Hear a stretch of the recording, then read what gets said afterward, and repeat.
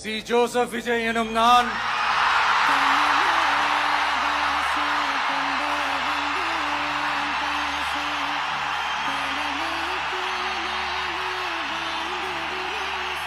சட்டப்படி அமைக்கப்பெற்ற இந்திய அரசியல் அமைப்பின்பால் உண்மையான நம்பிக்கையும் மாறா பற்றும் கொண்டிருப்பேன் என்றும் இந்திய நாட்டின் ஒப்பில்லாத முழு முதல் ஆட்சியையும் ஒருமையையும் நிலை நிறுத்துவேன் என்றும் தமிழ்நாட்டு அரசின் முதலமைச்சராக உண்மையாகவும் உளச்சான்றின்படியும் என் கடமைகளை நிறைவேற்றுவேன் என்றும் அரசியல் அமைப்பிற்கும் சட்டத்திற்கும் இணங்க அச்சமும் ஒருதலை சார்பும் இன்றி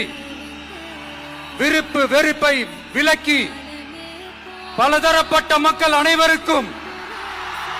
நேர்மையானதை செய்வேன் என்றும் ஆண்டவன் மீது ஆணையிட்டு உறுதிமொழிகிறேன்.